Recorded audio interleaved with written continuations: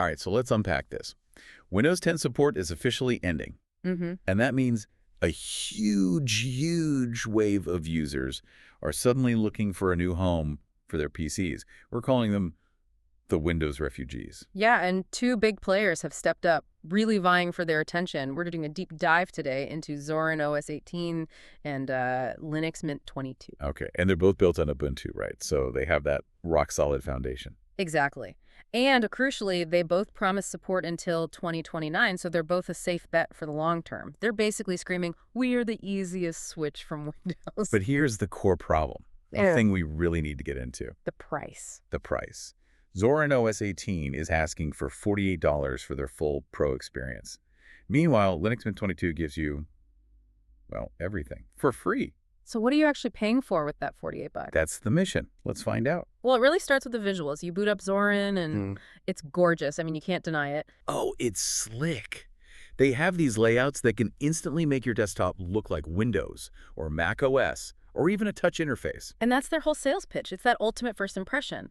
But then you have Linux Mint 22. Right, running the Cinnamon desktop. It's less flashy. It's less flashy, but reviewers keep saying the same thing. It looks exactly like what Windows 7 should have been. So it's stable, predictable, and, it just works. The taskbar is where you expect it to be. And that leads right to the Zorin paywall. The free version, Zorin Core, gives you 4 desktop layouts. Which is pretty good. It is. But for $48, the Pro version unlocks 6 premium layouts, a creative software suite, and installation support. And Mint. Mint has no paywalls, no Pro version, nothing. You get multiple desktop environments, a full software manager, total customization for $0.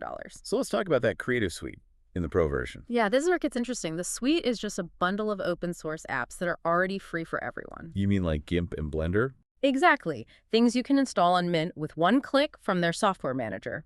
So you're not paying for the software, you're paying for a pre-packaged installer. Okay, so while Zorin's team was focusing on making it look gorgeous to sell that Pro version, Yeah.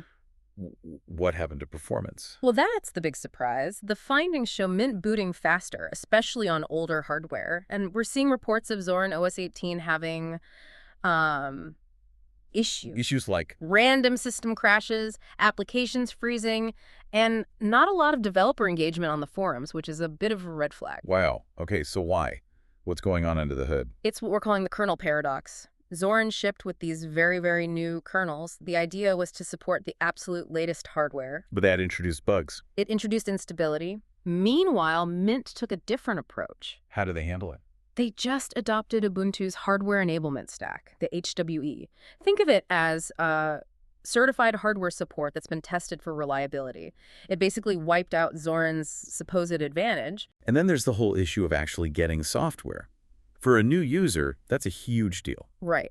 Zorin uses both Flatpak and Snap packages, and that can be really confusing.